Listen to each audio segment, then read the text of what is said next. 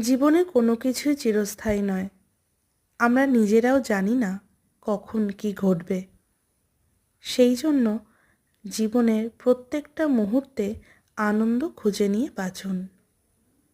জীবন কি শুধু সুখকে সঙ্গে করেই যায়? দুঃখ তো থাকেই সুখের সাথে সাথে সবসময় সঙ্গী হয়ে। কখনো কখনো গভীরভাবে, আবার কখনো কখনো হালকাভাবে। দুঃখের কথা ভাবতে গেলে মনে করতে হবে সেই দুঃখের সময়গুলিতে যে ক্ষণিকের আনন্দ পেয়েছিলেন, সেই সময়টার কথা বা সেই সময়গুলির কথা। দেখবেন সেই সুখটা যেন বেশি গভীর হয় চিরচরিত সুখের থেকে। আসলে জীবনের প্রত্যেকটা মুহূর্তের অস্তিত্বটাকে অনুভব করার নামই তো জীবন। এছাড়া তো জীবন সম্পূর্ণ অসম্পূর্ণ থেকে যায়।